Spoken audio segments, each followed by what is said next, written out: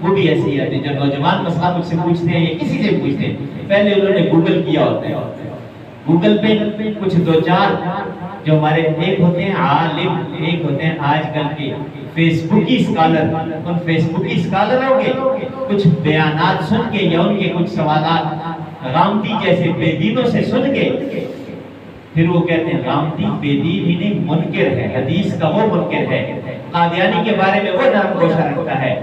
ہمارا تو ایک معیار ہے سیدھا سیدھا، جس نے قادیانی کے بارے میں نرم گوشہ رکھا اسے بھی قادیانی کے برابر کا ہی سمجھتے ہیں۔ ہم تو بھئی سیدھے سادے مسلمان ہیں، ختم نبوت ہماری گھٹی میں پڑا ہوا ہے، ختم نبوت کے لیے مریں گے بھی ماریں گے۔ ختم نبوت ہمارے نزدیک معیار ہے، جس نے نبی پاک صلی اللہ علیہ وسلم کے ختم نبوت کے بارے میں چونکہ چنانچہ ایسے ویسے کہا، ہم اسے بھی قادیانی ہی سمجھیں۔ غامدی جیسوں سے سن کے پھر آگے مسئلہ پوچھتے ہیں، یہ مسئلہ کس طرح ہے؟ مسئلہ بتاؤ۔ اچھا فلاں صاحب تو یوں کہہ رہے تھے، میرے نزدیک فلاں صاحب معیار نہیں ہے، میرے نزدیک فلاں صاحب معیار نہیں، میرے نزدیک قرآن اور حدیث معیار ہے، میں نے قرآن اور حدیث کو دیکھنا ہے، اس نے کیا ہے، قرآن مجھے کیا کہتا ہے، حدیث مجھے کیا کہتی ہے، اور میرا جو یہ منصب ہے میں اپنے منصب کو دیکھتے ہوئے بات کروں گا۔ مجھے فیس بکی اور یہ جو مختلف چینلز پہ یوٹیوب پہ جو لگے ہوئے ہیں اپنی علمیت بظاہر کو علمیت جھاڑ رہے ہیں، اصل میں وہ جہالت اپنی جھاڑ رہے ہیں، اس جہالت کا میں جواب دے نہیں ہوں، اس کا جواب دے وہ خود ہو سکتا ہے جس نے وہ واہیات اس پہ ڈالا ہے۔ باہر کے عرض کرنے کا مقصد یہ کہ آج ایسے ایسے لوگ پیدا ہو گئے جو کہتے ہیں سنتوں کو کیا کرتا ہے، نماز سے فرض پوری پڑھ لو بس نماز ہو جاتی ہے۔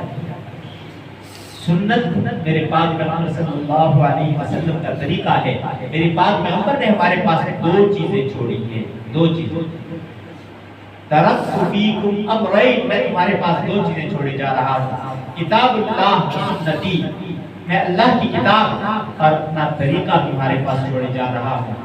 آپ کا طریقہ کیا ہے؟ سنت ہے، علیکم سنتی، تم پر میری سنت لازم ہے۔ نبی کریم صلی اللہ علیہ وسلم تو فرمائیں تم پر میری سنت میرا طریقہ لازم ہے۔ اور آج کا مسلمان کہے کہ نہیں جی میں نے کسی یوٹیوبر سے سن رکھا ہے کہ سنتیں پڑھنی ضروری نہیں ہے، سنت پہ عمل کرنا ضروری نہیں ہے، میں اس کو کیا کہوں؟ اس کی عقل کو تو سلام ہی کیا جا سکتا ہے، عقل سے پیدل لوگ بھی ایسے کیا کرتے ہیں، جسے اللہ نے عقل سے نوازا ہے وہ ایسی فضولیات میں نہیں پڑتا، اور دین ہمارا دین یتیم ہو گیا اس لیے کہ کوئی بغیر سند کے ڈاکٹر نہیں لکھ سکتا، اور کسی پیر کا علاج نہیں کر سکتا، کوئی انجینئر نہیں بن سکتا پڑھے بغیر، کوئی کسی بھی شعبے کا ہو اس شعبے کی تعلیم حاصل کیے بغیر وہ کام نہیں کر سکتا۔ ایک ہمارا دین ایسا ہے اس میں بڑے سے بڑا جاہل نہیں اجہل بھی اٹھ کے فتوے دینے لگ جاتا ہے کہ ایسا ہے تو ایسا ہے۔ دین یتیم نہیں ہے، دین اللہ تبارک و تعالیٰ نے اس قرآن کو اتارا، اس دین کو اللہ تبارک و تعالیٰ نے مکمل کیا، فرمایا الیوم اکملت لکم دینکم واتممت علیکم نعمتی۔ یہ اتنے زیادہ سمجھدار ہو گئے، صحابہ نے تو سنت کو چھوڑا نہیں، صحابہ سنتوں کو لے کے چلے، یہاں تک کہ آج میرے آپ کے سامنے سنتیں موجود ہیں۔ یہ صحابہ کا نبی کریم صلی اللہ علیہ وسلم سے محبت کا تقاضا تھا کہ وہ سنتوں کے ساتھ چلے۔ آج کوئی اٹھ کے کہے کہ سنتوں کی ضرورت ہی نہیں ہے، کوئی بھی سنت اپنانے کی ضرورت نہیں ہے۔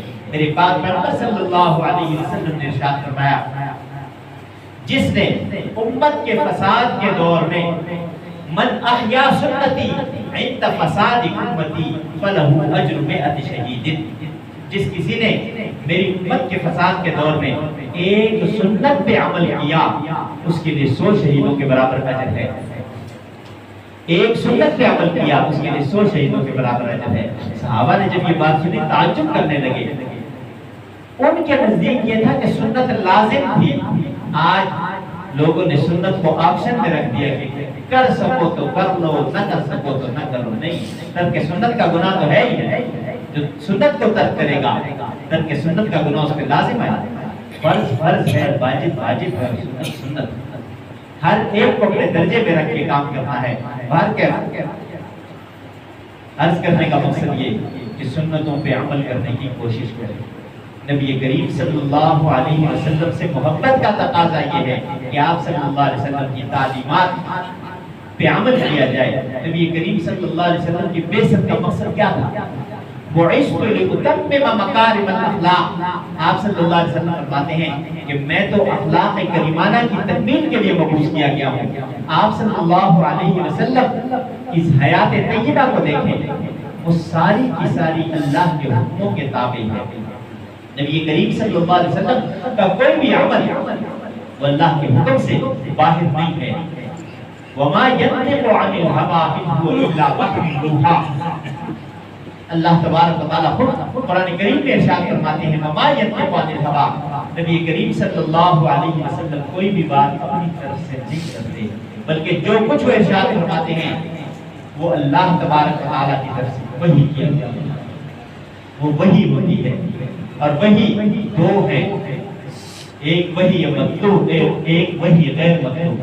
وحی مطلوب یہ الفاظ بھی اللہ تبارک و تعالیٰ کی طرف سے اور مفہوم بھی اللہ کی طرف سے ہو تو اسے کہتے ہیں وحی مطلوب. اور وحی مطلوب قرآن کریم ہے کہ الفاظ بھی اللہ کی طرف سے ہے، مفہوم بھی اللہ کی طرف سے ہے. اور دوسرا وحی غیر مطلوب کہ مفہوم اللہ تبارک و تعالیٰ کی طرف سے ہے اور الفاظ کا جامع پاک محمد صلی اللہ علیہ وسلم اسے پہناتے ہیں. یہ وحی غیر مطلوب کہلاتی ہے اور یہ حدیث ہے، سنت ہے.